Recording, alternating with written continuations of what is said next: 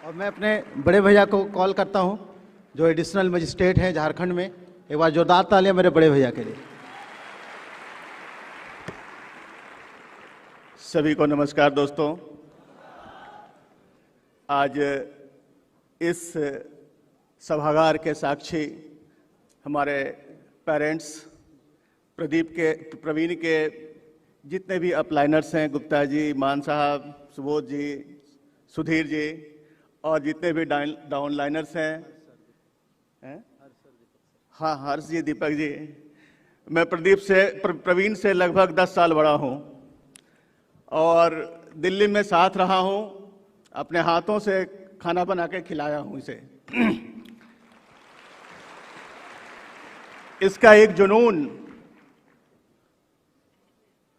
हमेशा मुझे याद रहता है कि भैया आप जो दे दीजिए उसके बाद पर निश्चिंत रहिए।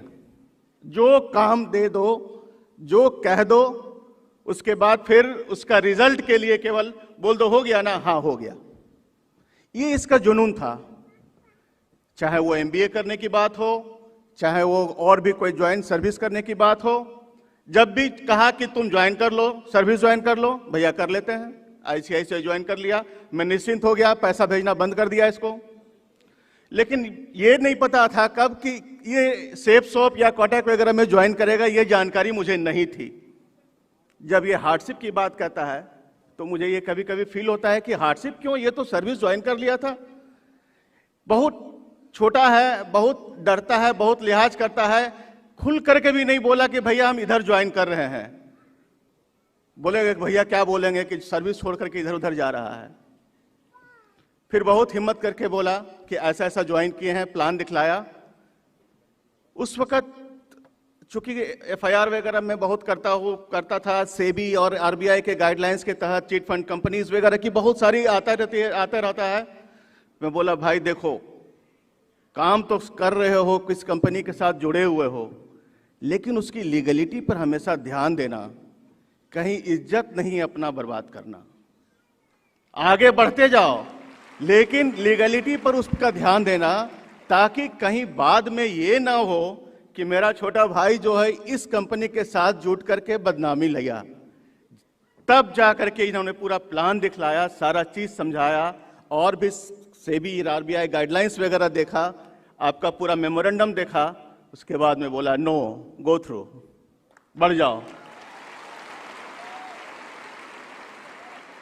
आज के डेट में जितना एक विधायक और छोटा मोटा सांसद का जितना अप्रोच होता है, सपोर्ट होता है, ही हैज गॉट इट। दोस्तों 50,000 लोग जुड़े हो आप, 50,000 फैमिली जुड़ी हुई है, यानी कि 2.5 लाख वोटर्स हैं उसके पास। That is the achievement.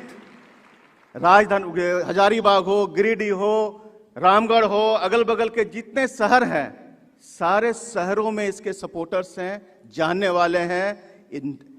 In material of caste, religion, even के मुस्लिम सपोर्टर्स भी हैं। बोलते हैं सर आप खड़ा हो जाइए, आपको हम वोट दे देंगे। ये दैट इज द फ्रीडम, मतलब फ्रीडम हम लोग उससे पा रहे हैं। उसका जो फीडिंग है, इसका अप्रोच का, इस कंपनी का, इस सेफ शॉप का इसका अप्रोच है, इसका रिजल्ट है, इसको हम लोगों ने हम पा रहे हैं, क्योंकि इसको पता नहीं चल रहा है कि इसका भी कोई मॉनिटर कर रहा है। ये कहां जाता है, कैसे जाता है, कौन जाता है, किधर जाता है, वहां के एसडीएम, वहां के थाना प्रभारी, वहां के बीडीओ सब उसको ट्रैक करते रहता है कि my brother is going through Audi, red colour Audi car, and he will cross through this thana at that time.